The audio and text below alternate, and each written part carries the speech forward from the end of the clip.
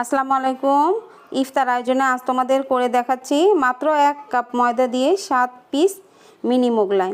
এই মোগলাইটা খেতে কিন্তু বড় মোগলাইয়ের চাইতে কোনো অংশে কম না, বরঞ্চ টেস্ট আরও বেশি।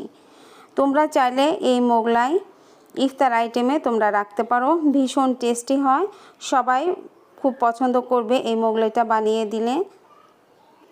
তো চলো মোগলাইটা কিভাবে তৈরি করা যায় দেখি। এখানে আমি নিয়ে নিলাম 1 কাপ ময়দা।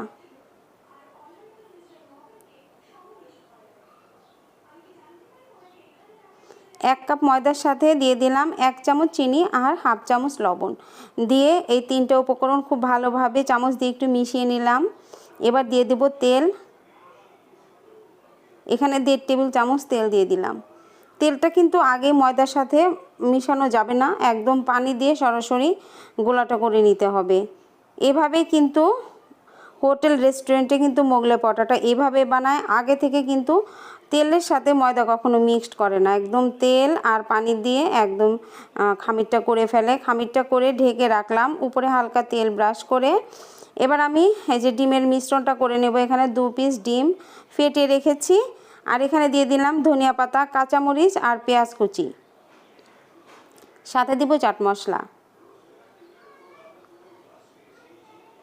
চাট মশলা আমি 1 চা চামচ দিয়ে দিলাম, আর সামান্য লবণ দিয়ে দিলাম, পরিমাণ মতো লবণ দিতে হবে।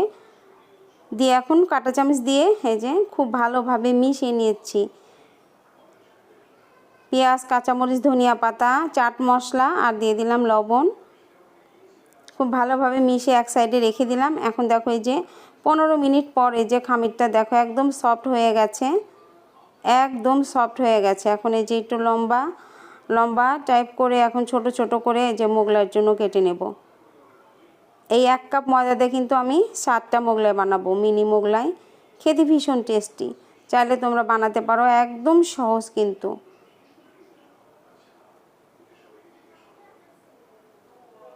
খুবই ইজি, একদম ইজি, কোনো কঠিন না। দেখো এখন বেলে নিচ্ছি।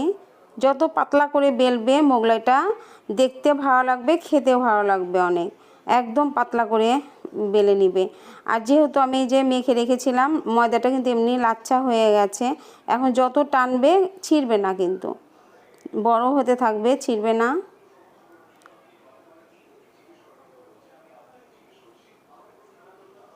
ঠিক মাঝখানটায় ডিমের গোলা দিয়ে দিলাম 2 চামচ। এখন এই যে আটকে দেব। তোমরা চাইলে চারপাশে একটু পানির প্রলেপ দিয়ে নিতে পারো।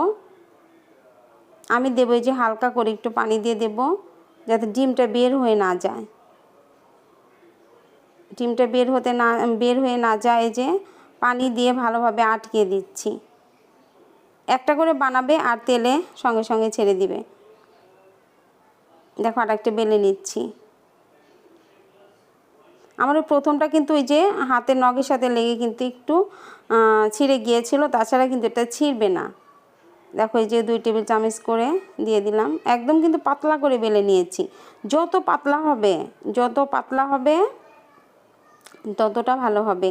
এই যে আমি একটা আমি পানি দিয়েছিলাম না, ওইটা কিন্তু ওই যে খুলে গেছে, এই জন্য বলছি তোমাদের পানি দিয়ে তারপর এই যে আটকে দেবে, তাহলে আর খুলবে না।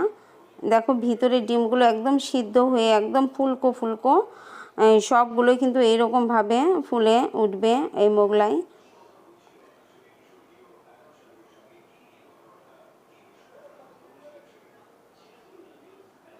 চাইলে তোমরা এই সুস্বাদু মোগলাইটা বানিয়ে নিতে পারো এই রেসিপিটা ফলো করে। এটা কিন্তু একদম মোগলাই পারফেক্ট রেসিপি। দেখো সবগুলোই কিন্তু একদম ফুলে উঠেছে, আর ডিম ভিতরে একদম সিদ্ধ হয়ে একদম ফুলে গেছে। এগুলো হয়ে গেছে, এখন উঠিয়ে নিব। একদম কম আঁচে ভাজতে হবে, আঁচটা বাড়ানো যাবে না, কম আঁচে এরকম কালার হলেই কিন্তু। এখন উঠিয়ে নেব, হয়ে গেছে আমার মোগলাইগুলো হয়ে গেছে।